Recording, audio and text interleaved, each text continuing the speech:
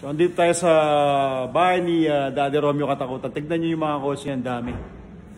So, ito yung garage niya, mga idol. Sobrang dami ng mga sakyan niya. At syempre, hindi mawawala si Ryan dyan, no? Napakalikot mo talaga, Ryan. I-follow nyo. O, paki-follow nyo. Gumagawa ng reels si Ryan, mga idol. Yo. May regalo tayo, mga idol. At nandito lang naman si Ryan, mga idol. Ayan, no? Hindi mawawala si Ryan.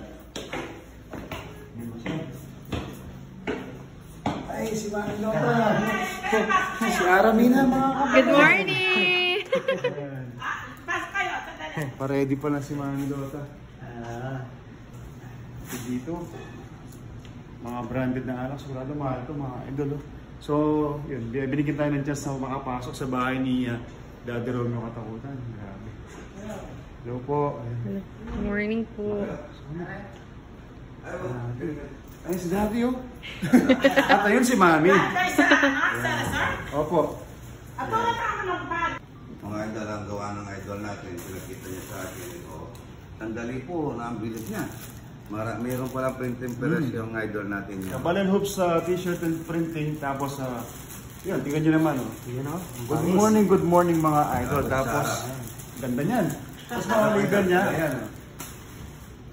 Idol TikTok clothing, di ba? Kasi ito naman po yung request ni, siyempre, ni Daddy Idol. At ito yung white naman kasi. Pero, i-enhance pa namin yung layout niya to. Kumbaga, ito lang yung logo na sinil ni Daddy. Siyempre, ano yung binigay niya? Ano gagawin natin? Ayan, no? Burong walang ayan. Buro, meron pang hito. Ayan, no? Nasa yung hito? Ayun, natalaki. Same as sa official page ni Idol Romeo Katakutan na. Ganda ng tela, no? Opo, maganda. Makapal yung tela. Maganda. Pag binenta mo yan, Hindi ka na magpapahiya, no? nakita ko yung mga bisita mo, talagang sobrang dami. Dinudumog talaga si Idol. Grabe. Ano? Ikaw sa'yo, kung araw-araw mangyayari sa'yo, mangyayari. Hindi ko kaya. Kaya bilib ako sa tatay ko, sa daddy ko kasi grabe. Kaya na-accommodate yung ganun tao, tapos sobrang dami lang ihanda. Sobrang sarap parang pagkain. So hindi tinipid. Marami ka rin tinipid. Puro isda. Puro isda. Meron palang ganito. May sasin po. Dalawa palang klase yung ano. Sample natin, suot mo. Suot natin. Kasi napag-block si daddy kaya ito. Malambot pa. Ano yung singawan? Opo, parang hindi nakakalbo. Ayan, Net caps yan. Yun o! Good morning, good morning. Good morning, ito po. Yung magiging souvenir natin. Yung souvenir. Yung souvenir. Ito mga idol, hindi naman may binibenta namin. Ito po, kung magkanong binigay niya sa akin, ganun din po ang ni Ryan sa inyo. Hindi po yung baka lang yun, libre. Hindi negosyo. Hindi ko binabalak yung magnegosyo ako. Kaso marami pong talagang nag-muyok sa akin na paggawa akong ganito na para may doon daw silang souvenir. Marami kasi sa mga followers at pumupunta sa, nakita ko sa mismong farm ni Kuya Romy, ni Idol Daddy. Naghahanap talaga ng mga souvenir. Halimbawa, galing ng Canada. 3 years sa Canada, pas uuwi lang para makita si Idol TikTok Romeo Katakutan. Maraming mga idol, ito po, abangan niyo po yung namin ng souvenir ni Idol Romeo Katakutan. Good morning, mayroon siyang kalabasa, at kapuro, ito, tsaka talapyang walang kamatayan, mga idol, bulaklak ng kalabasa, mayroon ba yan, yun, no? Gawa po ng idol natin si Kabalan Hoops, mga idol, Bagsak Mepa. Bagsak Mepa. Hindi na yung mga idol, siyempre, pag dumadayo na kayo pupunta kayo sa sikat na farm ni Kuya Romy, magkakaroon na ng souvenir area. Oo. Kung saan makakabil na kayo ng merch ni Kuya. Meron tayong mug, meron cups, at meron t-shirt. Yan, para matulungan natin ng idol natin. Ako kasi lahat gusto ko matulungan kagaya niyan. Gagawa siyang ganito para naman yung mga bumibisita, mayroon silang souvenir, makabibili souvenir, ano? Ayan, matutulungan ka at sinarayan yung mga tao ko. Kung ako lang, okay lang sa akin yan. Pero, maganda yung naisip ninyo. Explain ko na, mga idol. Siyempre si Kuya Romy. Actually, ayaw niya man ng profit. Gusto lang niya yung magkaroon siya ng souvenir. Walang tubo, basta yung sa kanya. Wala akong ganun. Ganun lang siya. Ayaw niya ng kita sa clothing. So sabi niya, tulungan na lang kita, tulungan mo yung mga nagtatrabaho dito. Supportan lang natin yung magiging souvenir area. Yan po. Alam niyo na. Sabi ni Idol, good morning, good morning. Abangan Good niyo morning. po. Yan. Idol TikTok clothing. Malapit Bagsak na. Nepa. Bagsak Yan. Nepa. Okay, so short house tour lang mga idol. Pero hindi natin i-tour yung lahat. Kasi gusto ko lang, gusto pa rin na private pa rin kay Daddy, kay Boss Idol, Kuya Romeo Katakutan. Yan. Ito yung Tindahan. pinaka-pantry. Yan. Ayan. Ang dami oh. Ayan, at tapos ito yung aking, yan, makikita mo dito. Ayan, marami. Makikita mo yan doon sa labas, ay loob. Okay. Para hindi mga amoy. Okay. Yan naman, may tumalon, hindi natin nakita. Sayang Kita naman makikita mo, huwag mo patay, tuloy mo ito.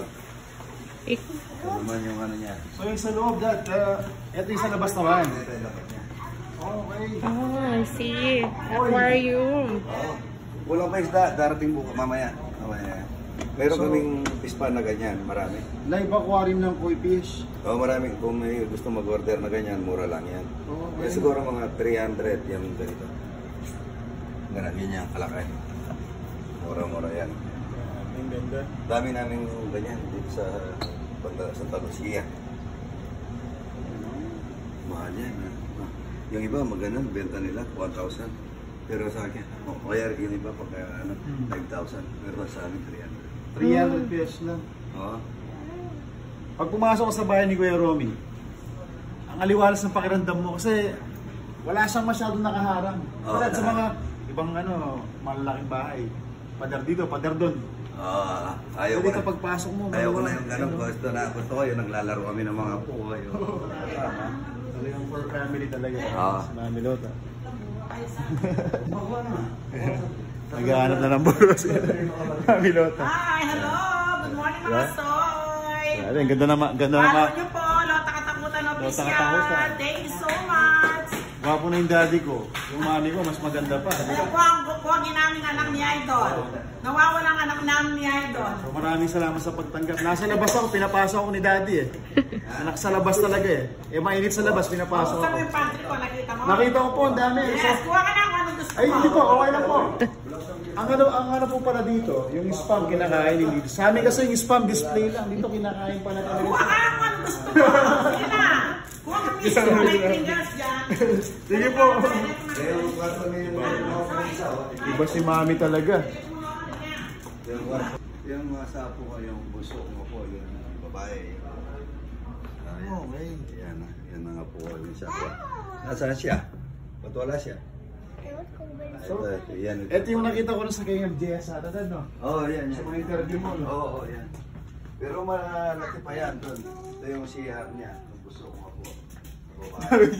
Yung siya, kwarto rin to. Ayan, hanggang pisa may napahagan. Para sa Apo lang yan, mga idol. Ayan. no? Ganda. Pero dati ikaw nag-design halos yan, no? Oo, yan lahat. Pati yung pinto, ay ceiling na yan. Kahit na si pangalan niya, si Ruiz Santos, hindi siya mamutog dahil mataas na. Oo, mataas. Okay. Pang ano na to, pang yung size niya, pang Wembanyama, pang NBA player na. Gano'n na. Ito, mga Stop na. yan.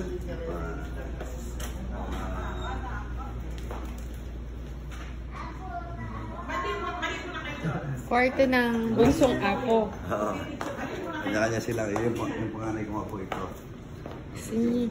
Puro tingin ko yun. Wala siya walang arang, kaya pag pumunta ka, maliwalas. Wala. Ako kasi, mahirap kasi linisin yung maraming harang. Oo. Sa paglilinis. Dapat marami kang naglilinis. Parang pagod na rin si Mami. Tapos may nakwento si Mami Lota sa akin na yung pinagawa niyang worth 1 million na kubo ata or ano? Villa. Pahinga na lang po, no? Mga 4 days lang napagpahinga. Tapos, Ngayon, para sa mga idol, siyempre. sa mga idol, mga kabalin na lang sa Pua. Kaya inanuna sa mga idol na pumupunta doon para makapag-relax naman sila. Diba? Masaya na kami pag masaya yung mga pumupunta doon. Bago kayo malis, kumain kayo. Oo, dahil po. Grabe. Ilan na yung anak niya? Tatlong babae po, Tres Marias. Oh, swerte yun! Oo nga, Yung bayaw ko, swerte yung anak niya. Tatlo na sa Canada lahat. Ang Magkano ganda panganay? nila, tatlong babae. 14. 14. Malaki kasi nung edad ng apo ko. Yung panganay ko.